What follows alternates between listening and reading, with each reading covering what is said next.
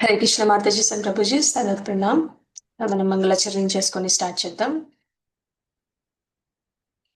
ఓం అజ్ఞానతిమిరాంధస్య జ్ఞానాంజనాశలాకయా చక్షురున్మిళితం యేన తస్మై శ్రీ గురవే నమః.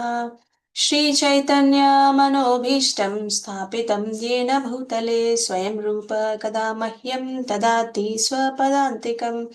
వందేహం శ్రీగురో శ్రీయుతపదకమలం శ్రీగురూన్ వైష్ణవాంశ్చ శ్రీరూపం సాగరజాతాం సహగణ రఘునాథాన్వితం తం సజీవం సాద్వైతం సావధూతం పరిజనా సహితం కృష్ణ చైతన్యదేవం శ్రీరాధా కృష్ణపాదాన్ సహగణ లలితా శ్రీవిశాఖాన్వితాంశ్చ.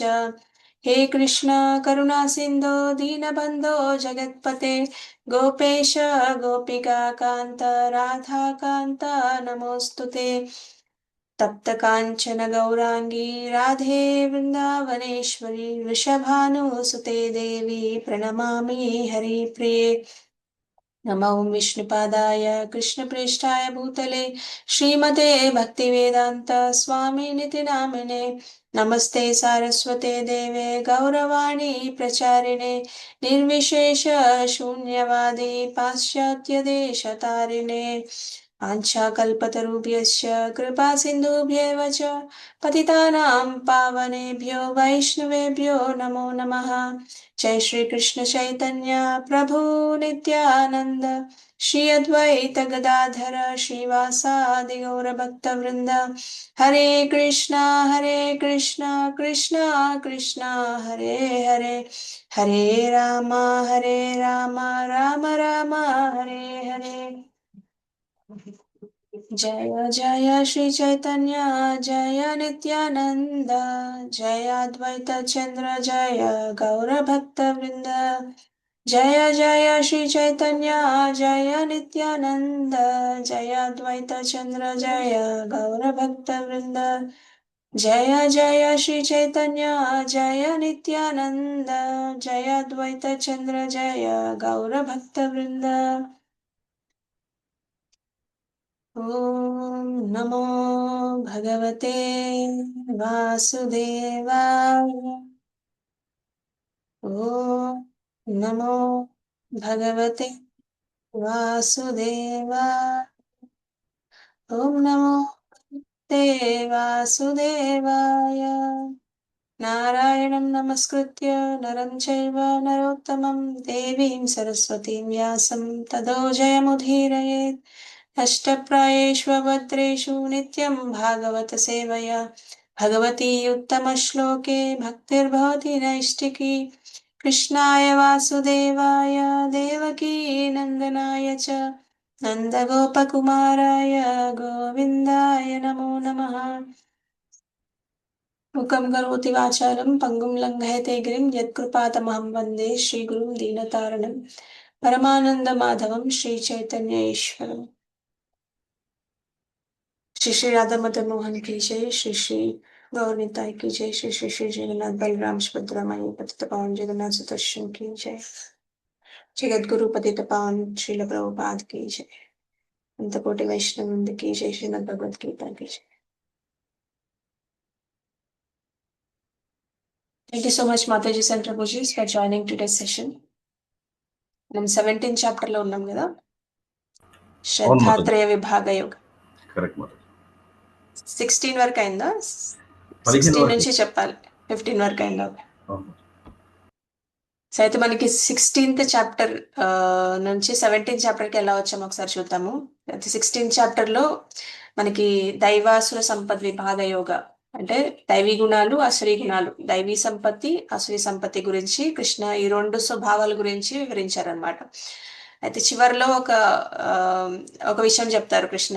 16th చాప్టర్ చివరిలో ఒక విషయం ఏం చెప్తారంటే, యః శాస్త్ర విధిం ఉత్సృజ్య వర్తతే కామకారతః న సిద్ధిమవాప్నోతి న సుఖం న పరాం గతిం అని చెప్తారు. అంటే శాస్త్ర విధానాలని విడిచిపెట్టి తన ఇష్టానుసారం ప్రవర్తించే వ్యక్తి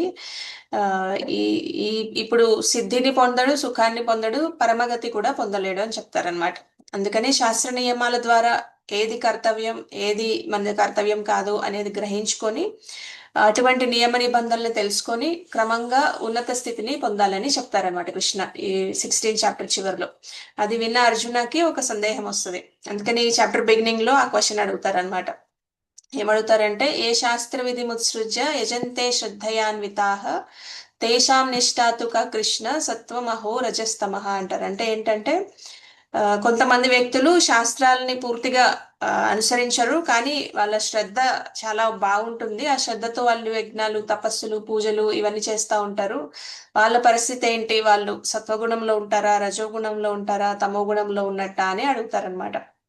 అండ్ అర్జునకి ఏం క్వశ్చన్ వస్తుందంటే, నేను కూడా యుద్ధంలో అందరినీ చంపేస్తూ ఉంటాను కదా, సో నేను కూడా, నాకు కూడా ఈ అసురీ గుణాలు ఉన్నట్టేనా, నేను ఏ టైప్ లో ఉన్నాననే ప్రశ్నకి అనుసంధానంగా ఇది అడుగుతారనమాట. అప్పుడు కృష్ణ ఈ విషయాన్ని చెప్తారనమాట. త్రిగుణ ప్రభావాల వల్ల మనిషి ఇలాంటి శ్రద్ధ కలిగి ఉంటాడు. అంటే త్రిగుణాల వాళ్ళ త్రిగుణాలు వాళ్ళ మీద ఉండే ప్రభావం వల్ల వాళ్ళకి ఎలాంటి ప్రభావం ఉంటుందో అలాంటి శ్రద్ధ ఉంటుందని చెప్తున్నారు అనమాట. సో ఆ త్రిగుణాలు 3 రకాల శ్రద్ధ ఉంటుందని చెప్తారు. సాత్విక శ్రద్ధ, రాజసిక శ్రద్ధ, తామసిక శ్రద్ధ. ఇంకా ఏం చెప్తారంటే, మన జీవితంలో మనం ముఖ్యంగా చేసే కొన్ని పనుల్లో ఆ ప్రభావం కూడా ఉంటుంది, త్రిగుణాల ప్రభావం ఉంటుంది అని చెప్తున్నారు. అవేంటంటే ఆహారం, యజ్ఞ, తపస్సు, దానం. ఈ 4 విషయాలు కూడా త్రిగుణాల మీద ఆధారపడి ఉంటాయని చెప్తున్నారు అనమాట. సో మనకి యజ్ఞం 3 గుణాల్లో చూసాం కదా. సాత్విక యజ్ఞం అంటే ఎలా చేస్తారు, శాస్త్ర విధానాల ప్రకారం సాత్విక యజ్ఞం చేస్తారు. అంటే వాళ్ళు కర్తవ్య భావంతో చేస్తారనమాట, ఫలాపేక్ష లేకుండా కర్తవ్యం లాగా చేస్తారనమాట. రాజసిక యజ్ఞం అంటే ఫలాల కోసమే చేస్తారు, అంటే ఏదో ఆశించి చేస్తారనమాట. అంటే స్వర్గాన్ని పొందడానికో, లేదంటే కీర్తి, గౌరవం ఇలాంటి వాటిని పొందడానికో చేస్తూ ఉంటారు. మరి తామసిక యజ్ఞం ఎలా చేస్తారంటే, వాళ్ళు శాస్త్ర విధానాలని పాటించకుండా చేస్తారనమాట. శాస్త్రాలు చెప్పిన విధంగా కాకుండా వాళ్ళకి ఇష్టమైనట్టు చేసుకుంటారు. అంటే మంత్రోచ్చారణ చేయరు, ప్రసాద పంపిణీ ఉండదు, అంటే పౌరోహితుడిని పిలవరు, దక్షిణ కూడా ఇవ్వరు అనమాట. సో అలాంటివన్నీ తామసిక యజ్ఞం కిందకు వస్తాయని చెప్పారు. అయితే ఇప్పుడు తపస్సు గురించి కూడా చెప్తున్నారు ఇప్పుడు మనకి కృష్ణ. సాధారణంగా తపస్సు అంటే మనం ఏమనుకుంటాం, జనరల్ గా అడవిలోకి వెళ్ళిపోయి తపస్సు చేయటాన్ని అనుకుంటాం. కానీ మనకి కలియుగంలో అలాంటివన్నీ ఉండవు కాబట్టి మన తపస్సు ఏంటంటే ఉపవాసం చేయడం, లేదంటే నేల మీద పడుకోవడం, కొన్ని వ్రతాలు చేయడం, అలాంటి ఇప్పుడు కలియుగంలో చేసే అన్నమాట. అయితే తపస్సు అనేది కేవలం శరీరానికి సంబంధించింది మాత్రమే కాదని చెప్తున్నారు కృష్ణ. తపస్సు అనేది 3 విషయాలకు సంబంధించింది అంటున్నారు. శరీరానికి, వాకుకి, మనస్సుకి, ఈ 3టికి సంబంధించింది అని చెప్తున్నారు అనమాట.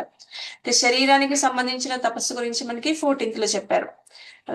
ఏం చెప్పారు, దేవ, ద్విజ, గురు, ప్రాజ్ఞ ఈ పూజలు చేయడం, శౌచం, ఆర్జవం, బ్రహ్మచర్యం, అహింస ఇవన్నీ చేస్తే శరీరానికి సంబంధించిన, అంటే దేవతల్ని, బ్రాహ్మణుల్ని, గురువుల్ని, ఇంకా తల్లిదండ్రుల్ని, మన పెద్దవాళ్ళని గౌరవించడం కూడా తపస్సు అని చెప్తున్నారు అనమాట. అది శరీరానికి సంబంధించిన తపస్సు. ఇంకా క్లెన్లీనెస్ గురించి, వాటి గురించి కూడా మనం చూసాం కదా. ఇంకా వాకుకు సంబంధించిన తపస్సు ఏంటంటే మనం ఎలా మాట్లాడాలని చెప్పారు, సత్యం, ప్రియహితం అని చెప్పారా, ఇతరులకు ఇబ్బంది పెట్టకుండా, ఇతరులను చేయకుండా, కష్టపెట్టకుండా మాట్లాడాలి. సో ఇతరుల మనస్సుల్ని కష్టపెట్టకుండా సత్యంగా మాట్లాడాలి, ప్రియంగా మాట్లాడాలి, ఇంకా వాళ్ళకి హితకరంగా కూడా ఉండాలి, శాస్త్రాధారంగా ఉండాలి, ఇవన్నీ చెప్పారనమాట. అయితే అంటే మనకి జనరల్ గా వాకుకు సంబంధించిన తపస్సు ఏంటంటే, మన అనవసరమైన మాటలు ఎక్కువ మాట్లాడుకోకూడదు, సరైన సందర్భంలో సరైన మాటలు మాట్లాడుకోవాలి, ఇతరుల భావాల్ని కూడా మనం గౌరవించాలి. ఇంకా ఎప్పుడు మాట్లాడాలో మాత్రమే కాదు, ఎప్పుడు మాట్లాడకూడదో కూడా మనకి తెలిసి ఉండాలన్నమాట. అంటే జనరల్ గా మనకి రిలేషన్షిప్స్ లో ఎలా ఉంటుందంటే, ఇప్పుడు ఒక మట్టి కుండ తీసుకున్నారనుకోండి, అది పగిలిపోతే మళ్ళీ దాన్ని అతికిచ్చారనుకోండి, ముందులా ఉంటుందా, ఉండదు. మన సంబంధాలు కూడా అలానే ఉంటాయి అన్నమాట. ఇప్పుడు మనం ఒక కఠినమైన మాట మాట్లాడామనుకోండి ఎదుటి వాళ్ళ గురించి, తర్వాత మనకే అర్థమవుతుంది అది కఠినంగా మాట్లాడామని, క్షమాపణ కూడా చెప్తాం అనమాట. సారీ చెప్పిన తర్వాత వాళ్ళకి అది గుర్తుండకుండా పోతుందా, ఎందుకంటే అనుద్వేగకరం వాక్యం అంటున్నారు, అలాంటి మాటలు మాట్లాడొద్దని చెప్తున్నారు అనమాట.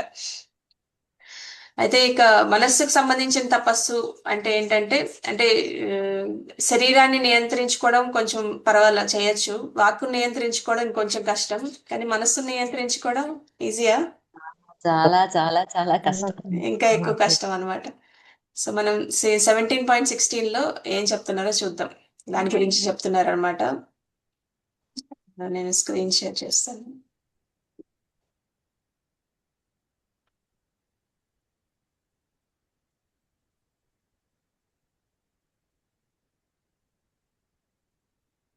మనం ఈ శ్లోకం రిసైట్ చేసుకొని డిస్కస్ చేసుకుందాం. ఇప్పటి వరకు క్లియర్ గానే ఉందా? క్లియర్గా ఉంది మాతాజీ. మనః ప్రసాద సౌమ్యత్వం మనః ప్రసాద ప్రసాద సౌమ్యత్వం సౌమ్యత్వం మౌనం ఆత్మ వినిగ్రహ మౌనం మౌనం ఆత్మ వినిగ్రహ భావ సంశుద్ధిర్ భావ సంశుద్ధిర్ ఇత్యేతత్ భావ సంశుద్ధిరిత్యేతత్ తపో మానసముచ్యతే. మానసముచ్యతే.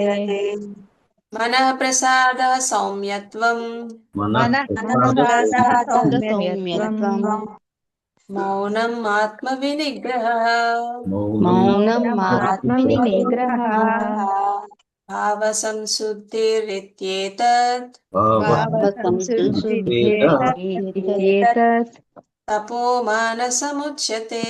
తపో మానసముచ్యతే.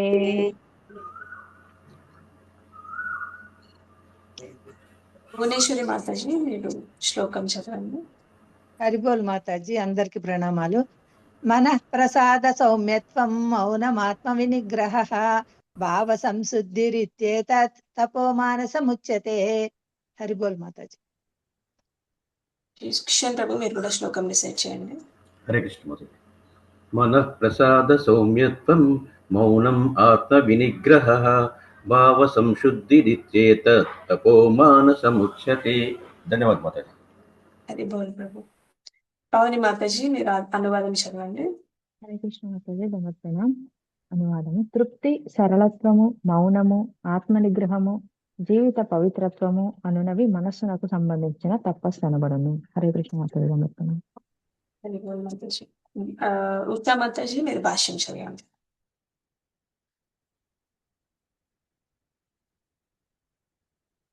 ఉషా మాతాజీ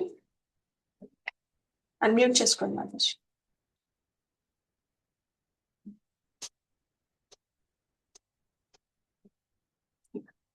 మాతాజీ నేనైతే మీరు పవని మాతాజీ గారు చదివేయండి.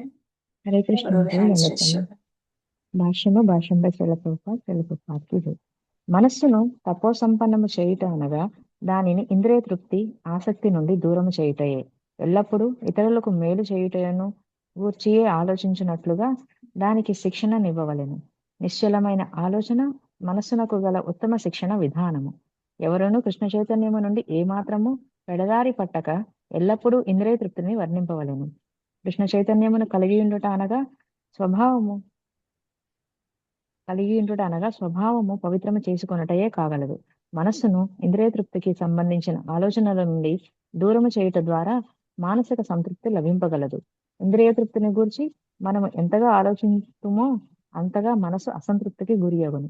నేటి యుగమున మనము అనవసరముగా ఇంద్రియ తృప్తికి సంబంధించిన అనేక విషయములందు మనసును లగ్నము చేయుదుము. కనుక మన మనస్సు తృప్తి నొందుట అవకాశం లేకుండానున్నది. వేదవాంగ్మయము వైపునకు మనస్సును మరలించుటయే ఉత్తమ మార్గము. అట్టి వాంగ్మయము పురాణములు, మహాభారతములందు వలె మనస్సునకు తృప్తి కలిగించు కథలను కలిగి ఉండును. ఆ జ్ఞానమును అవకాశముగా తీసుకుని ఎవరైనాను పవిత్రులు కావచ్చును. మనస్సు వంచన స్వభావము లేకుండా ఇతరుల శ్రేయస్సును గురించి ఆలోచించవలెను. మౌనము అనగా ఎల్లప్పుడూ ఆత్మానుభూతిని గురించి ఆలోచించుటయే. ఇట్టి భావనలో కృష్ణ చైతన్యవంతులైన భక్తుడు పూర్తి మౌనమును పాటించును. మనోనిగ్రహం అనగా మనస్సును ఇంద్రియ భోగానుభూతి నుండి మరల్చుటయేనని భావము. అంతేకాకుండా మానవుడు తన వ్యవహార కార్యములందు న్యాయముగా నుండి తన జీవితమును పవిత్రము చేసుకొనవలెను. ఈ గుణ లక్షణములన్నీయును కలిసి మానసిక తపస్సు అనబడును. హరే కృష్ణ మాతాజీ. హరి బోల్ మాతాజీ. సో ఏం చెప్తున్నారు కృష్ణ ఇక్కడ 5 విషయాలు చెప్తున్నారు అనమాట. ప్రసాద అంటే మనస్సు ప్రసన్నంగా ఉండాలని చెప్తున్నారు. అంటే నిజమైన సంతోషం ప్రభుపాదుల వారు ఏం చెప్తున్నారు, ఇంద్రియ భోగాల్లో లేదని చెప్తున్నారు. మనం ఎంత ఎక్కువగా ఇంద్రియ సుఖాల గురించి ఆలోచిస్తామో అంత ఎక్కువగా అసంతృప్తి చెందుతామని చెప్తున్నారు అనమాట. సో అయితే ఇక్కడ ఈ భౌతిక ప్రపంచం మొత్తం అసంతృప్తి మీదే నడుస్తూ ఉంటది అనమాట. ఎందుకంటే మనం ఎప్పుడు ఇది చేస్తే సంతోషిస్తాం, అది చేస్తే సంతోషిస్తామని ఏది చేసినా కూడా లాస్ట్ కి అది కొంచెం సేపే ఉంటుంది అసంతృప్తి అనేది, కానీ ఎప్పుడు సాటిస్ఫాక్షన్ అనేది ఉండదు అనమాట. పర్మనెంట్ సాటిస్ఫాక్షన్, పర్మనెంట్ ఆనందం, పీస్ అనేవి ఉండవు. అందుకే భక్తుడి యొక్క లక్షణం ఎలా ఉంటుందంటే మనస్సుని భగవంతుడి వైపు తిప్పుకుంటే ఇప్పుడు సాటిస్ఫాక్షన్ అనేది స్టార్ట్ అవుతుందని చెప్తున్నారు. ఇంకా సౌమ్యత్వం అని చెప్తున్నారు. అంటే మనస్సు చాలా సౌమ్యంగా ఉండాలని చెప్తున్నారు అనమాట. అంటే కొన్నిసార్లు మనం బయటికి నవ్వుతూ ఉంటాం, కానీ లోపల కోపం, అసూయ, ద్వేష ఉంటాయా? అన్నిసార్లు కాకపోయినా కొన్నిసార్లైనా ఉంటాయి కదా. ఉంటాయి మాతాజీ. మాతాజీ, ఉంటాయి మాతాజీ. కొన్నిసార్లు ఏమి ఉంటాయి మాతాజీ, ఎప్పుడు ఉంటాయి మాతాజీ. అది చాలా సౌమ్యత్వం మటుకు కాదనమాట. అయితే సౌమ్యత్వం అంటే మనకి అంతరంగంగా కూడా ప్రశాంతంగా ఉండాలన్నమాట. ఇంకా మౌనం అని చెప్తున్నారు. మౌనం అంటే నోరు మూసుకొని కూర్చోవడం కాదు. ప్రభుపాదుల వారు ఏం చెప్తున్నారంటే మౌనం అంటే ఆత్మ సాక్షాత్కారం గురించి ఆలోచించడం అని చెప్తున్నారు అనమాట. అంటే ఇప్పుడు ఎవరైనా కొంతమంది రోజంతా మాట్లాడకుండా ఉండొచ్చు, కానీ మనసులో వేల ఆలోచనలు జరుగుతూ ఉంటాయి అన్నమాట. అది మౌనమేనా? కాదు మాతాజీ. కాదు ఇప్పుడు మాతాజీ. చాలా మంది 15 రోజులు అట్లా మౌనంగా ఉంటారనమాట. కొన్ని కోర్సులు కూడా ఉన్నాయి, కొన్ని సంస్థలు వాటికి అక్కడ వెళ్ళి జాయిన్ అయితే మీరు 15 days ఎవరితో మాట్లాడాల్సిన అవసరం ఉండదు అనమాట. కానీ మైండ్ లో ఆలోచనలు తిరుగుతూ ఉంటాయి అనమాట. అసలు ఉద్దేశం, మౌనానికి అసలు ఉద్దేశం ఏంటంటే మన చింతన భగవంతుడి వైపు వెళ్ళాలని, అంటే కృష్ణ చింతనలో ఉండాలని అనమాట. నిజమైన మౌనం అంటే అది. కానీ మైండ్ లో బయటికి మాట్లాడకుండా లోపల చాలా ఆలోచనలు తిరుగుతూ ఉంటే అది మౌనం కాదని చెప్తున్నారు. ఇంకా ఆత్మ వినిగ్రహ అంటే మనస్సు ఇంద్రియ భోగాల నుంచి వెనక్కి తీసుకురావడం అనమాట. నిగ్రహించుకొని ఇంద్రియ భోగాల వైపుకి కాకుండా దాని నుంచి వెనక్కి తీసుకురావడం. అంటే మనకి జనరల్ గా ఈ సొసైటీలో ఏం చెప్తూ ఉంటారు, ఎక్కువగా భోగించమని చెప్తారు అనమాట. ఇంద్రియ భోగాల్ని ఎక్కువ అనుభవించమని చెప్తూ ఉంటారు. అంటే ఎక్కువ కంఫర్ట్స్ పెంచుకోమని చెప్తారు. కొత్త కార్లు, కొత్త ఫోన్లు, కొత్త ఇల్లు, కొత్త కంఫర్ట్స్ క్రియేట్ చేసుకోమని చెప్తూ ఉంటారు అనమాట. కానీ కృష్ణ ఇక్కడ ఏం చెప్తున్నారు, మనస్సుని నియంత్రించుకోమని చెప్తున్నారు. ఇంద్రియ భోగాల వైపు నుంచి వెళ్లకుండా బ్యాక్ కి తీసుకురామని చెప్తున్నారు అనమాట. ఇంకా భావ సంశుద్ధి అంటున్నారు. అంటే మన హృదయంలో అసూయ, ద్వేషం, స్వార్థం ఇవన్నీ ఉండకూడదు అనమాట. అప్పుడు మన మనసు క్లియర్ గా ఉంటుంది, కాబట్టి మన భావం కూడా శుద్ధిగా ఉంటుందని చెప్తున్నారు. అంటే మనకి ప్రభుపాదుల వారు కూడా చెప్తున్నారు, మనం సమస్త జీవుల మీద వాళ్ళ గురించి వాళ్ళ శ్రేయస్సు గురించి కోరుకోవాలని చెప్తున్నారు అనమాట. ఎప్పుడు వాళ్ళ మంచి గురించి కోరుకోవాలని చెప్తున్నారు. ఇంకా కృష్ణ ఏం చెప్తున్నారు మనకి అంటే, ఫర్ ఎగ్జాంపుల్ ఒక మనిషి తపస్సు చేస్తున్నాడు, అంటే జపం చేస్తున్నాడు, ఉపవాసం చేస్తున్నాడు, సేవ చేస్తున్నాడు అంటే వాళ్ళు ఏ భావంతో చేస్తున్నారు అనేది మనకు తెలియాలన్నమాట. సాత్విక భావమా, రాజసిక భావమా, తామసిక భావమా అని తెలుసుకోవాలన్నమాట. అంటే తపస్సు బయటికి చూసే ఒక వ్యక్తి ఉపవాసం చేస్తే బయటికి, ఇద్దరు వ్యక్తులు ఉపవాసం చేస్తుంటే బయటికి ఉపవాసం చేసినట్టే ఉంటుంది. వాళ్ళ ఉద్దేశం ఏంటనేది మనం క్లియర్ గా తెలుసుకుంటే వాళ్ళు రాజసిక తపస్సు చేస్తున్నారా, సాత్విక తపస్సు చేస్తున్నారా, తామసిక తపస్సు చేస్తున్నారా అనేది మనకి తెలుస్తుంది అనమాట. సో ఈ మైండ్ కంట్రోల్ కూడా, మైండ్ కూడా 3 రకాలుగా ఉంటుందని చెప్తున్నారు అనమాట. సో నెక్స్ట్ శ్లోకాల్లో ఏం చెప్తున్నారు, సాత్వికంగా చేసే తపస్సు ఎలాంటి ఫలితాలను ఇస్తుంది, ఎలాంటి లక్షణాలను కలిగి ఉంటుంది. తర్వాత శ్లోకాల్లో రాజసికంగా చేసే తపస్సు ఎలాంటి ఫలితాలను ఇస్తుంది, వాటి లక్షణాలు ఎలా ఉంటాయి, ఇంకా తామసిక తపస్సు గురించి 3 గురించి చెప్తారన్నమాట నెక్స్ట్ 3 శ్లోకాస్. సో ఇప్పుడు క్లియర్ గానే ఉందో, నెక్స్ట్ శ్లోకాకి వెళ్దామా? 17th వెళ్దాం మాతాజీ. 17th 18th చదువుకొని మనం ఆ రెండింటి గురించి డిస్కస్ చేద్దాం ఈరోజు. శ్రద్ధయా పరయా తప్తం శ్రద్ధయా పరయా తప్తం తపస్తత్రివిధం నరైః తపస్తత్రివిధం కరైః అఫలాకాంక్షిభిర్యుక్తైః ఫలాకాంక్షిభిర్యుక్తైః సాత్వికం పరిచక్షతే. సాత్వికం పరిచక్షతే. శ్రద్ధయా పరయా తప్తం శ్రద్ధయా పరయా తప్తం తపస్తత్రివిధం నరైః తపస్తత్రివిధం నరైః అఫలాకాంక్షిభిర్యుక్తైః అఫలాకాంక్షిభిర్యుక్తైః సాత్వికం పరిచక్షతే. సాత్వికం పరిచక్షతే. గిరిజామాతాజీ శ్లోకం చదవండి మీరు. హరే కృష్ణ మాతాజీ, దండోదయం మాతాజీ. ఓం నమో భగవతే వాసుదేవాయ. శ్రద్ధయా పరయా తప్తం తపస్తత్రివిధం నరైః అఫలంకాంక్షిభిర్యుక్తై సాత్వికం పరిచక్షుతే. హరే కృష్ణ మాతాజీ, ధన్యవాదాలు మాతాజీ. హరే బోల్ మాతాజీ. రామచంద్ర ప్రభు మీరు కూడా శ్లోకం చదవండి. దివ్యమైన శ్రద్ధతో శ్లోకం చదవాలి మాతాజీ. శ్లోకం ప్రభు.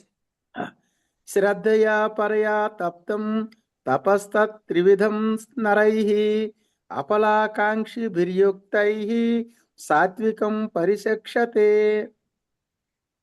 హరే బోల్ ప్రభుజీ. సరోజా మాతాజీ మీరు అనువాదం చదవండి.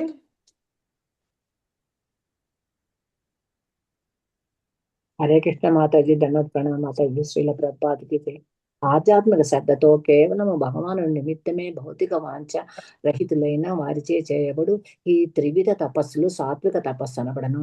హరే కృష్ణ మాతాజీ, అవకాశం ఇచ్చిన దండోత్ ప్రణామ మాతాజీ. మనం నెక్స్ట్ శ్లోకం కూడా చదువుకొని రెండో ఒకటి డిస్కస్ చేసుకున్నాము. 17.18 సత్కారమాన పూజార్థం పూజార్థం తపోదంబేన చైవ యత్ క్రియతే తదిహ ప్రోక్తం రాజసం చలమధ్రువం.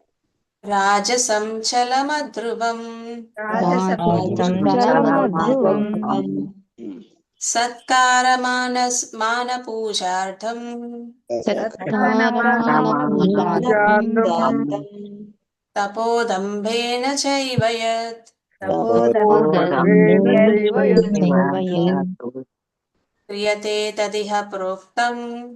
క్రియతే తదిహ ప్రోక్తం రాజసం చలమధ్రువం. ఉషా మాతాజీ మీరు శ్లోకం చెప్పండి మాతాజీ. హరే కృష్ణ మాతాజీ, దండోత్ప్రణామం. ఓం నమో భగవతే వాసుదేవాయ.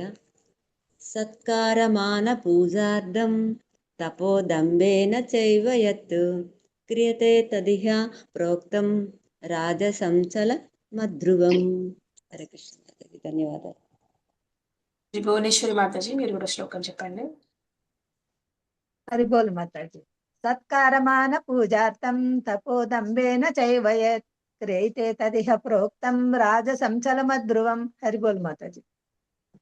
హరే కృష్ణ మాతాజీ. పావని మాతాజీ మీరు అనువాదం చదవండి. హరే కృష్ణ మాతాజీ, దండోత్ ప్రణామం. ఇతరుల నుండి గౌరవము, సన్మానము, పూజలను అందుట కొరకు గర్వముతో చేయబడు తపస్సు రజోగుణములకు సంబంధించినది. అది స్థిరము గాని శాశ్వతము గాని కాజాలదని చెప్పబడినది. హరే కృష్ణ మాతాజీ. హరే బోల్ మాతాజీ. స్వప్న మాతాజీ మీరు భాష్యం చదవండి. హరే కృష్ణ మాతాజీ, దండోత్ ప్రణామం.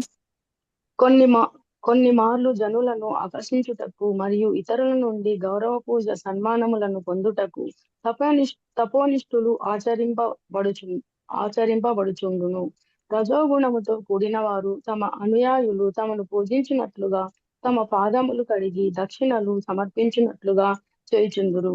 కృత్రిమముగా చేయబడేది అట్టి తపో ప్రదర్శనలు రజోగుణమునకు సంబంధించినవిగా భావింపబడును. వాస్తవమునకు వాటి ఫలితము తాత్కాలికములు. అవి కొంతకాలము సాగవచ్చును కానీ శాశ్వతములు కాజాలవు. కృష్ణ మాతాజీ, దండోత్ ప్రణామం. థాంక్యూ. మాతాజీ.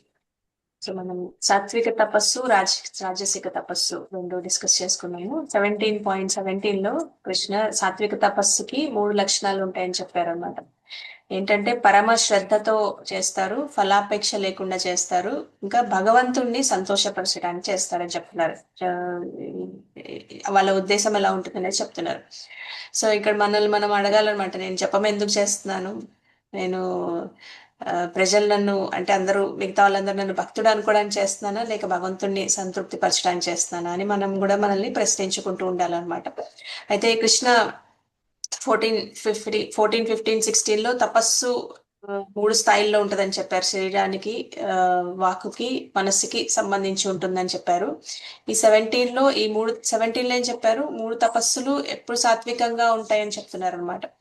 అయితే శరీరం, వాక్కు, మనస్సుతో ఈ 3 విధాల తపస్సులు ఎలా చేయాలని చెప్తున్నారంటే పరమ శ్రద్ధతో చేయాలంట, ఇంకా ఫలాపేక్ష లేకుండా చేయాలి, భగవంతుణ్ణి సంతోషపరచాలనే భావంతో చేసినప్పుడు అది సాత్విక తపస్సు అవుతుందని చెప్తున్నారు అనమాట. అంటే ఇక్కడ మనకి ముఖ్యమైన పదాలు ఏంటంటే శ్రద్ధయా పరయా అన్నారు.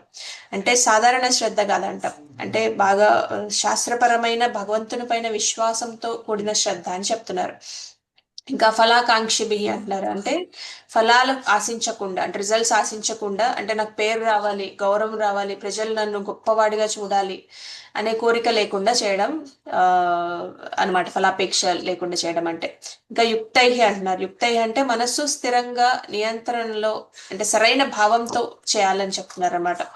సో ఇక్కడ కృష్ణ చాలా ఇంపార్టెంట్ విషయం చెప్తున్నారు. ఏంటంటే మనం ఇందాక అనుకున్నాం కదా, ఉపవాసం చేసేవాళ్ళు ఇప్పుడు భక్తులు ఉన్నారు, ఉపవాసం చేస్తారు, జపం చేస్తారు, సేవ చేస్తారు, భక్తులు అందరూ అన్ని చేస్తారు. కానీ ఒకరి తపస్సు సాత్వికం కావచ్చు, ఇంకొకరి తపస్సు రాజసికం కావచ్చు. ఎందుకంటే కృష్ణ ఏం చెప్తున్నారు ఇక్కడ, బాహ్యంగా కనిపించేది వాళ్ళు ఉపవాసం చేస్తున్నట్టు కనిపిస్తుంది, ఇంకా సేవ చేస్తున్నట్టు ఉంటుంది, జపం చేస్తున్నట్టు ఉంటుంది, కానీ వాళ్ళ వెనక భావం ఏంటి అనేది మనకి ఇంపార్టెంట్ అని చెప్తున్నారు అనమాట. అయితే సాత్విక తపస్సు అంటే అది శుద్ధీకరణ కోసం చేస్తారనమాట. అంటే మన శరీరం, వాక్కు, మనసు భగవంతుడి సేవకి అనుకూలంగా మారడానికి చేసే సాధన సాత్విక తపస్సు అంటున్నారు. అయితే 17.17 లో మనకి ఈ తపస్సు క్వాలిటీ ఇంపార్టెంట్ అనమాట. ఎంత బాగా చేస్తున్నాం అనేది ఇంపార్టెంట్, అంటే దాని తీవ్రత కన్నా కూడా దాని క్వాలిటీ చాలా ఇంపార్టెంట్ అని చెప్తున్నారు. అంటే మనం చేసే ఉద్దేశం మీద ఆధారపడి ఉంటుందని చెప్తున్నారు అనమాట. మనం ఎంత కఠినంగా చేస్తున్నాము అనే ఉద్దేశం కాదు, మనం ఎందుకు చేస్తున్నాం అనేది ఇంపార్టెంట్ అని చెప్తున్నారు. ఫర్ ఎగ్జాంపుల్ మనం ఉపవాసం చేస్తాము, కొంతమంది అనుకుంటారు నేను భగవంతుని సంతోషపరచడానికి చేస్తున్నాను అనుకుంటారు, ఇంకొకళ్ళు అనుకుంటారు అందరూ నన్ను ఇంత సెన్స్ కంట్రోల్ ఉంది, ఇంత ఇంద్రియ నిగ్రహణ ఉంది అని అనుకోవాలి అని అనుకుంటారు అనమాట. బయటికి ఇద్దరు ఉపవాసం చేస్తున్నారు, కానీ మొదటి వ్యక్తి సాత్వికంగా చేస్తున్నాడు, రెండో వ్యక్తి రాజసికంగా చేస్తున్నాడు అనమాట. అందుకే ఈ శ్లోకంలో మనల్ని మనం ఆత్మ పరిశీలన చేసుకోవాలన్నమాట. నేను తపస్సు ఎవరి కోసం చేస్తున్నాను, భగవంతుడి కోసం చేస్తున్నానా లేకపోతే నా పేరు ప్రతిష్టల కోసం చేస్తున్నానా, అందరూ నన్ను మంచివాడు అనుకోవాలి లేదంటే గొప్పవాడు అనుకోవాలి, ఇంద్రియ నిగ్రహం ఉన్న వాళ్ళు అనుకోవాలని చేస్తున్నానా అనేది మనం ప్రశ్నించుకుంటూ ఉండాలన్నమాట. అంటే సాత్వికంగా చేసే తపస్సు అహంకారాన్ని పెంచదు, అహంకారాన్ని తగ్గిస్తుంది అనమాట. అంటే అది మనల్ని వినయంగా మార్చేస్తుంది, ఇతరుల్ని ఇంప్రెస్ చేయడానికి కోసం కాదనమాట. ఎదుటి వాళ్ళని మనం ఇంప్రెస్ చేయడానికి చేయమన్నమాట, భగవంతుణ్ణి ప్లీజ్ చేయడానికే చేస్తాం. అందుకని అది సాత్విక తపస్సు అంటున్నారు. అయితే 17.17 లో ఒక లైన్ లో చెప్పాలంటే శరీరం, వాక్కు, మనస్సు ఈ మూడిటితో చేసే ఏ తపస్సు అయినా మనం ఎలా చేయాలంటే పరమశ్రద్ధతో చేయాలి, ఫలాపేక్ష లేకుండా చేయాలి, భగవంతుణ్ణి సంతోషపరచాలి అనే భావంతో చేయాలి, అది సాత్విక తపస్సు అవుతుంది అనమాట. సో నెక్స్ట్ మనకి ఏం చెప్తున్నారు, రాజసిక తపస్సు గురించి చెప్తున్నారు 17.18 లో. సో ఇప్పుడు 17.18 లో అదే తపస్సు మనం ఎలా రాజసికంగా మారుతుంది అనేది వివరిస్తున్నారు అనమాట. సో ఇక్కడ కృష్ణ మనకి ముందే చెప్పారు, బాహ్యంగా మనకి బయటకు కనిపించేటట్టు కాకుండా మనకి అంతరంగంగా ఏం ఇంటెన్షన్ ఉంది, ఏం ఉద్దేశం ఉందనేది చూస్తారని చెప్తున్నారు అనమాట. అంటే దీంట్లో ఏం చెప్తున్నారు, సత్కారం, మానం, పూజలు పొందాలని చేయడం, అలాగే ఆడంబరంతో చేసే తపస్సు రాజసిక తపస్సు అని చెప్తున్నారు అనమాట. అటువంటి తపస్సు తాత్కాలికమైన ఫలితాలను ఇస్తుంది, ఇంకా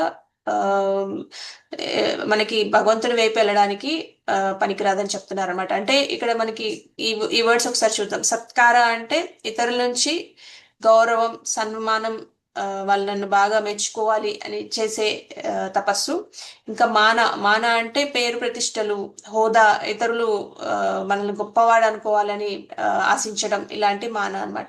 పూజార్థం, ఇంకా ఇది నెక్స్ట్ లెవెల్ అన్నమాట. పూజార్థం అంటే ప్రజలు తనని పూజించాలని, ప్రశంసించాలని కోరుకోవడం, పాదాలు కడగాలి, ఇలాంటివి ఉంటాయి కదా కొంతమందికి. వాళ్ళు కావాలని మనుషుల్ని పెట్టి కూడా చేయించుకుంటూ ఉంటారు అనమాట. అలాగా అంటే వాళ్ళకి డబ్బులు ఇచ్చి తెచ్చుకొని అలాంటి సన్మానాలు చేయించుకునే వాళ్ళు కూడా మనకి కలియుగంలో చాలా మంది ఉన్నారు. ఇంకా దంబేనా అంటున్నారు. దంబేనా అంటే ఆడంబరం, అంటే ప్రదర్శన కోసం చేస్తారనమాట. భగవంతుడి కోసం చేయరు, ఇతరులకి చూపించుకోవడం కోసం చేస్తారనమాట. అంటే ఇతను ఇంత గొప్పవాడు అని ప్రజలు అనుకోవాలి అని ఆ డంబ ప్రదర్శన కోసం ఆడంబరంగా చేస్తూ ఉంటారనమాట. ఇంకా దానికి రిజల్ట్ ఏంటంటున్నారు? చలం అధ్రువం అని చెప్తున్నారు. ఇవన్నీ చేయడం వల్ల ఏం రిజల్ట్ వస్తుందని చెప్తున్నారు? చలం అధ్రువం. అంటే అటువంటి తపస్సు తాత్కాలికమైనది, శాశ్వతమైన ఫలితాన్ని ఇవ్వదు అని చెప్తున్నారు. చలం అంటే తాత్కాలికమైనది, అధ్రువం అంటే శాశ్వతమైన ఫలితాలని ఇవ్వదని చెప్తున్నారు. అంటే కృష్ణ మనకి దాని నుంచి వచ్చే రిజల్ట్ ఏంటనేది మనకి క్లియర్ గా చెప్తున్నారు అనమాట. సాత్విక తపస్సు, రాజసిక తపస్సు మధ్య బాహ్యంగా మనకి ఎక్స్టర్నల్ గా చూస్తే ఏమి డిఫరెన్స్ కనిపించకపోవచ్చు. ఇద్దరు జపం చేస్తారు, ఇద్దరు ఉపవాసం చేస్తారు, ఇద్దరు సేవ చేస్తారు, ఇద్దరు ప్రవచనాలు కూడా ఇస్తూ ఉండొచ్చు, క్లాసెస్ చెప్తూ ఉండొచ్చు. కానీ వారి అంతరంగ ఉద్దేశం వేరుగా ఉంటుంది అనమాట. ఒక వ్యక్తి ఏమనుకుంటాడు? సాత్వికంలో ఉన్న వ్యక్తి నేను భగవంతుని సంతోషపరచడం కోసమే చేస్తున్నానని అనుకుంటాడు.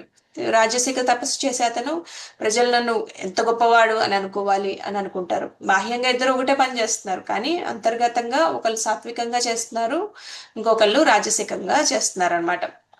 అయితే ప్రభుపాద్ మనకి ఒక ఇంపార్టెంట్ విషయం చెప్పారు పర్పోట్లో. ఏంటంటే కొంతమంది వ్యక్తులు తమ గొప్పవారిగా కనిపించడానికి ప్రత్యేక ఏర్పాట్లు చేసుకుంటారు.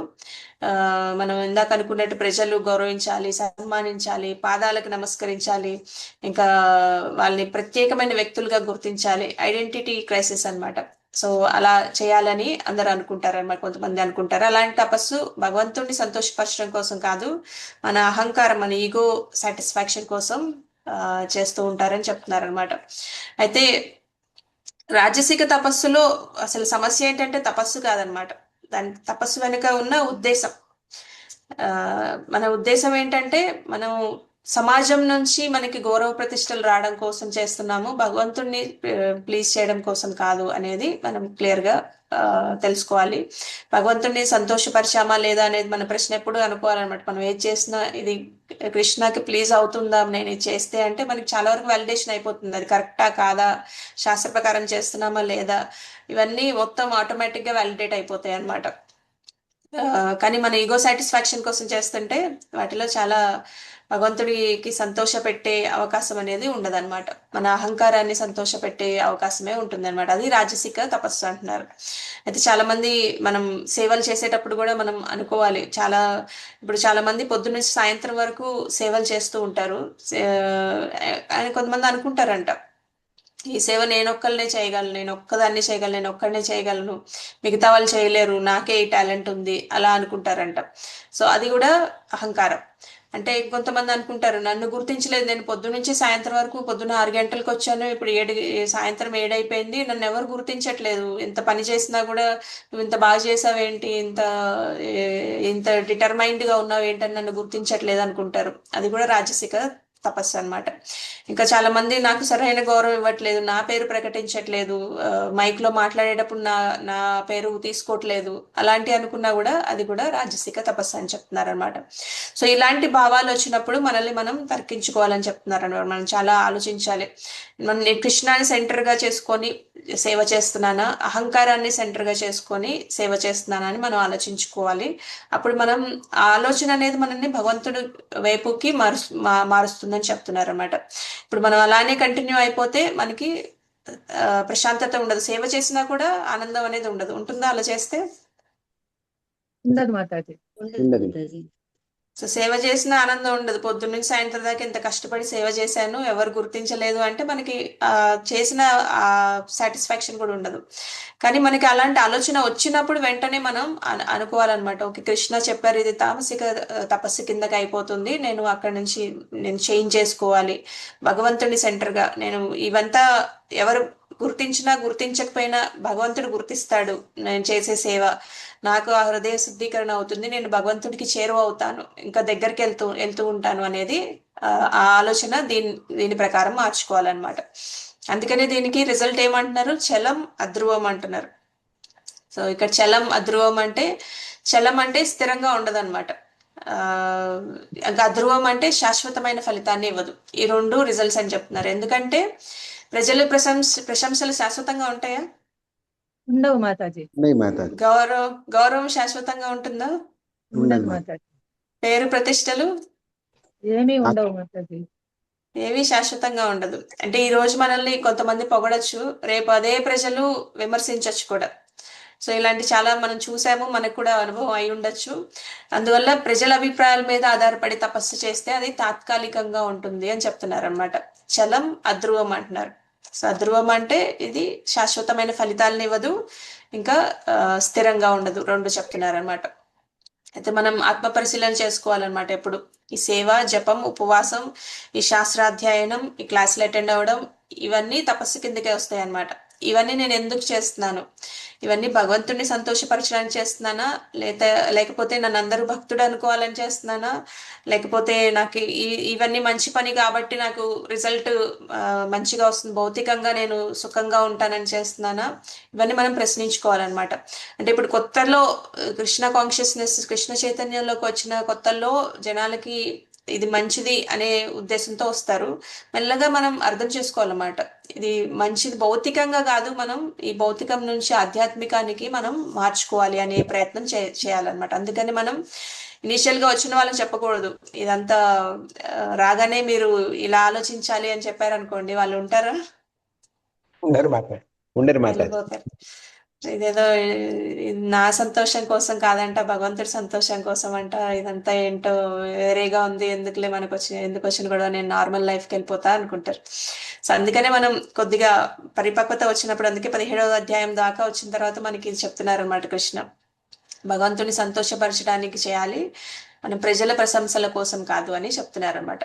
సో 17.18 మొత్తం ఒక లైన్ లో చెప్పాలంటే, ఈ సత్కారం, మానం, పూజలు, ఇంకా పేరు ప్రతిష్ట కోసం ఆడంబరంతో చేసే తపస్సు రాజసిక తపస్సు అని చెప్తున్నారు అన్నమాట.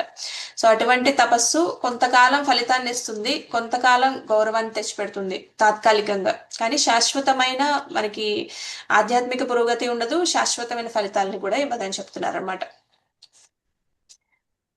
సో ఇది 17.19లో తామసిక తపస్సు గురించి చెప్తారా, అది కూడా ఒకసారి డిస్కస్ చేసుకుందాం. టైం అయిపోయినట్టుంది, చూద్దామా లేకపోతే నెక్స్ట్ క్లాస్ లో చెప్పుకుందామా? చూడండి మాతాజీ. 17.19 చూద్దామా, మనకి ఈ సెక్షన్ అయిపోతుంది అప్పుడు.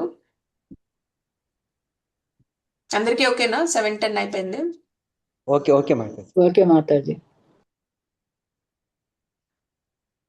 ఎస్ మాతాజీ. సో స్క్రీన్ కనిపిస్తుందా? కనిపిస్తుంది మాతాజీ.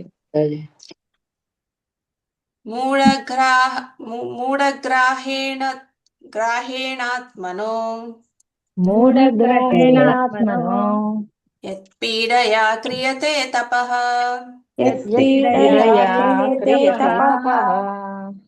పరస్యోత్సాదనార్థం పరస్యోత్సాదనార్థం వా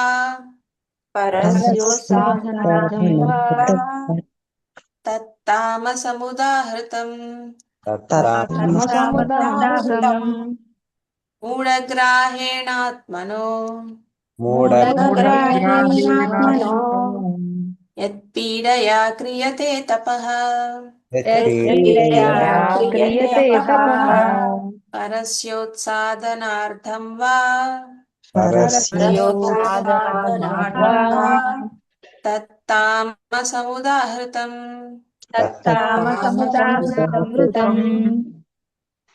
సరోజా మాతాజీ మీరు శ్లోకం డిసైడ్ చేయండి. హరే కృష్ణ మాతాజీ. ధన్యవాద ప్రణామ్ మాతాజీ. మూఢాగ్రాహేణాత్మనో యత్పీడయా క్రియతే తపః పరస్యోత్సాదనార్థం వా తత్తామా సముదాహృతం. హరే కృష్ణ మాతాజీ ధన్యవాద ప్రణామం. శ్రీల ప్రభుపాదికి. హరి బోల్ మాతాజీ. కమలకుమారి మాతాజీ మీరు కూడా శ్లోకం డిసైడ్ చేయండి. హరే కృష్ణ మాతాజీ. మూఢగ్రాహేనాత్మనో యత్పీడయా క్రియతే తపః పరస్యోత్సాదనార్థం వా తత్తామ సముదాహృతం. హరే కృష్ణ మాతాజీ. హరి బోల్ మాతాజీ. భువనేశ్వరి మాతాజీ అనువాదం చెప్పండి. హరిబోల్ మాతాజీ దండవత్ ప్రణామం. అనువాదం. తనను తాను హింసించుకున్నట్టుచే గాని ఇతరులకు హాని లేదా నష్టము కలిగించుట కొరకు మూఢత్వంతో చేయబడు తపస్సు తమో గుణమునకు సంబంధించినదని చెప్పబడును. హరిబోల్ మాతాజీ. హరే కృష్ణ మాతాజీ. ప్రభాకర్ ప్రభు భాష్యం చదవండి. హరే కృష్ణ. దండవత్ ప్రణామం మాతాజీ. భాష్యం. హిరణ్యకశిపుడు వంటి రాక్షసులు కూడా మూఢ తపస్సును నరించిన దృష్టాంతములు అనేకం కలవు. అతడు అమరుడవుటకు దేవతలను వధించుటకు నిష్ఠతో కూడిన కఠిన తపస్సును ఆచరించెను. అతడు బ్రహ్మదేవుని అట్టి వరములకై ప్రార్థించినను చివరికి దేవాదేవునిచే సంహరించబడెను. ఏదో అసంభవమైన దానిని పొందుట కొరకై చేయబడిన తపస్సు నిశ్చయముగా తమోగుణములకు సంబంధించినది. హరిపర్మ. శ్రీకృష్ణ ఏం చెప్తున్నారు? 17.19 తామసిక తపస్సు గురించి చెప్తున్నారు. సో మనకి ఈ శ్లోకం ద్వారా ఒక ముఖ్యమైన విషయాన్ని కూడా చెప్తున్నారు అన్నమాట కృష్ణ.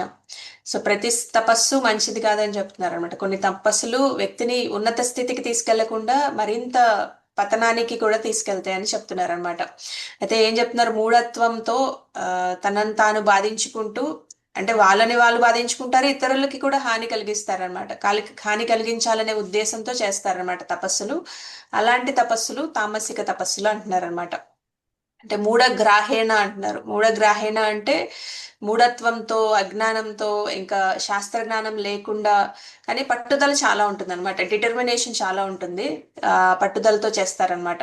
ఇక్కడ నిశ్చయం అని అనలేదన్నమాట. మూఢగ్రాహం అని చెప్తున్నారు. అంటే సరైన జ్ఞానం లేకుండా మొండి పట్టుదలతో చేస్తూ ఉంటారనమాట. ఇంకా ఆత్మ పీడయ అంటున్నారు. అంటే తనను తాను బాధించుకుంటారు. వాళ్ళ శరీరాన్ని వాళ్ళే హింసించుకుంటారు అనమాట. తపస్సు పేరుతో శరీరాన్ని నాశనం చేసుకుంటూ ఉంటారనమాట. ఇప్పుడు మన హిరణ్యకశిపు తపస్సు చేసినప్పుడు ఆయన శరీరం అంతా చీమలు తినేసినాయి, తెలుసు కదా. ఓన్లీ ఎముకలు మాత్రమే మిగిలినాయి. అయినా సరే ఆయన తపస్సు ఆపలేదన్నమాట. ఇంకా పరస్యోత్సాదన అర్థం అంటున్నారు. అంటే అది ఇతరులకి హాని చేయాలనే ఉద్దేశంతో చేస్తున్నారు అంటున్నారు.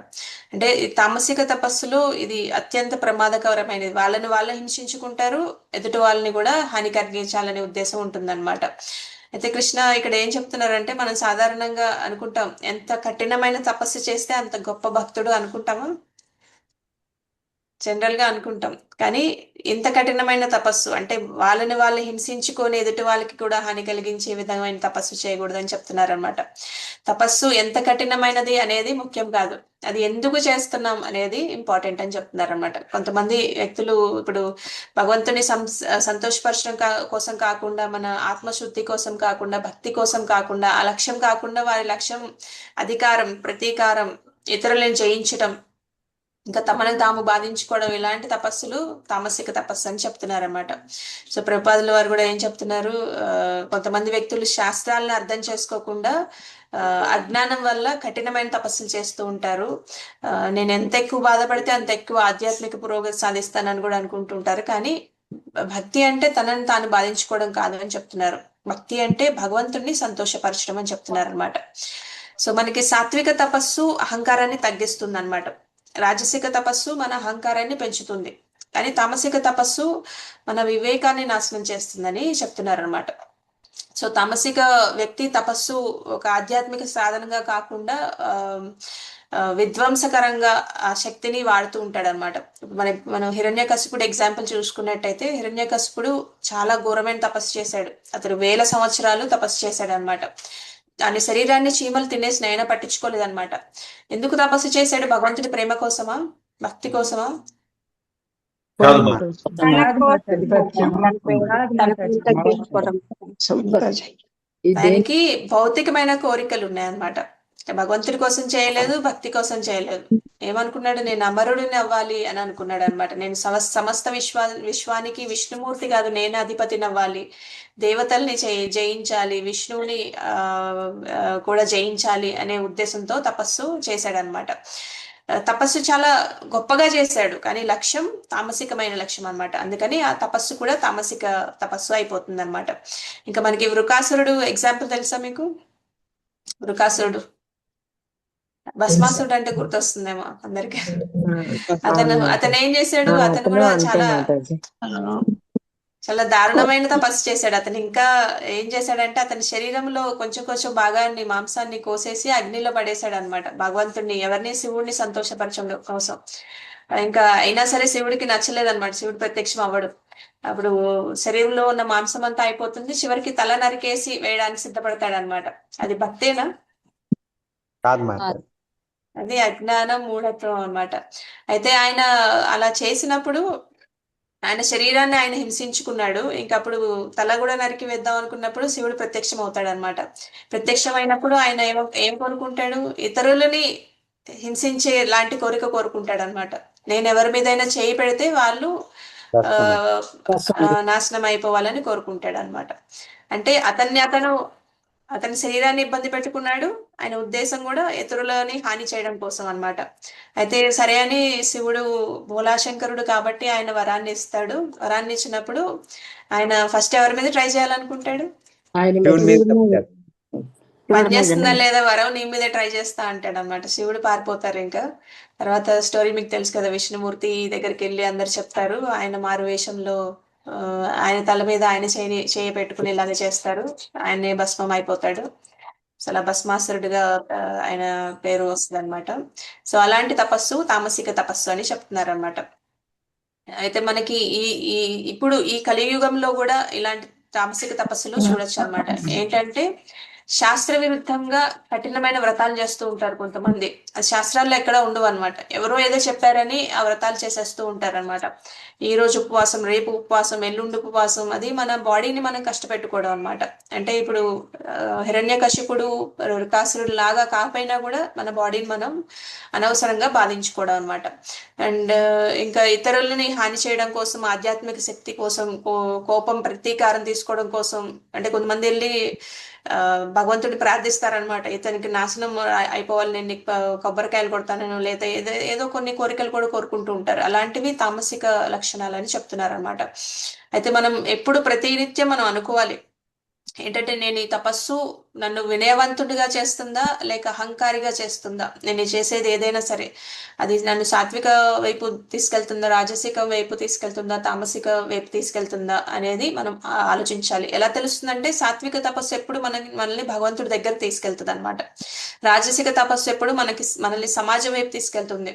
వాళ్ళ నుంచి మన పేరు వాళ్ళని ఆనందపరచాలి, వాళ్ళు నన్ను పొగడాలి అనే సమాజం వైపు తీసుకెళ్తుంది. తామసిక తపస్సు మనల్ని అజ్ఞానం వైపుకి తీసుకెళ్తుంది అనమాట. సో అందుకనే మూఢత్వం వల్ల తనను తాను బాధించుకుంటూ ఇతరులను కూడా హాని చేయాలనే ఉద్దేశంతో చేసే తపస్సు తామసిక తపస్సు అనమాట. అంటే తపస్సు దాని విలువ, దాని తీవ్రతతో ఉండదన్నమాట. వీళ్ళు చాలా తీవ్రంగా చేశారు, హిరణ్యకశిపు గాని వృకాసురు గాని, ఆ తీవ్రత భక్తుల్లో ఉండదన్నమాట. కానీ వాళ్ళ ఉద్దేశం మంచిది కాదు, ఆ ఉద్దేశంలో ఉంటుందని చెప్తున్నారు అనమాట. తపస్సు యొక్క విలువ తీవ్రతలో కాదు, ఉద్దేశంలో ఉంటుందని చెప్తున్నారు. అందుకని వాళ్ళు కృష్ణుడిని పొందలేరు, వాళ్ళు అజ్ఞానంలో పతనం అయిపోతారని చెప్తున్నారు అనమాట. సో తపస్సు భగవంతుడి కోసమే చేయాలి, అహంకారం కోసం, స్వార్థం కోసం చేయకూడదని చెప్తున్నారు అనమాట. అయితే ఇందువల్ల మనల్ని మనం ఎప్పుడు ప్రశ్నించుకుంటూ ఉండాలి. ఎప్పుడు మనం ఇది ఒకటే గుర్తుంచుకోవాలన్నమాట, భగవంతుడు సంతోషపరచడం కోసం చేస్తున్నానా, నా స్వార్థం కోసం చేస్తున్నానా, ఇంద్రియ భోగం కోసం చేస్తున్నానా అనేది మనకి ఇంపార్టెంట్. అంటే మన కృష్ణ ఎప్పుడు మనం ఎంత కష్టమైన తపస్సు చేస్తున్నామో కన్నా కూడా మన ఉద్దేశం ఏంటి అనేది చూస్తారనమాట. సో ఆ ఉద్దేశం అనేది సాత్వికం, రాజసికం, తామసికం, ఇవన్నీ ఉద్దేశాలు ఎవరి కోసం చేస్తున్నాం అనేది చాలా ఇంపార్టెంట్ విషయం అనమాట. అది మనం బాగా గుర్తుంచుకోవాలి. ఉద్దేశం అనేది చాలా ఇంపార్టెంట్ ఏ తపస్సు చేసినా కూడా. అంటే ఇప్పుడు మనం చేసేదంతా తపస్సే అనమాట. జపం చేసినా, మనం ఈ శాస్త్రాధ్యయనం చేసినా, ఇంకా మనం సేవ చేసినా, భగవంతుడి సేవ చేసినా ఇదంతా తపస్సు కిందకే వస్తుంది. కానీ ఉద్దేశం మాత్రం మనం ఎప్పుడు భగవంతుడినే సెంటర్ చేసుకో.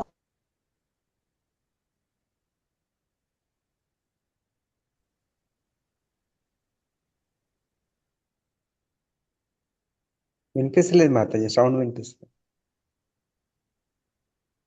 మ్యూట్ లోకి వెళ్ళిపోయారా మాతాజీ? వాయిస్ రావటం.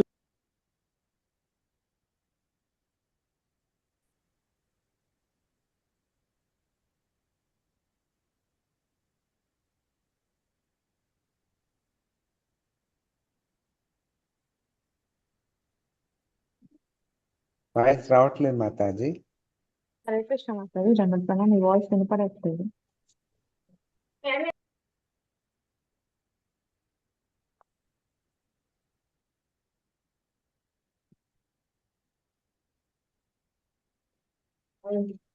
హరే కృష్ణ మాతాజీ, రావట్లేదు మాతాజీ. వినపడట్లేదు. మెసేజ్ చేయండి.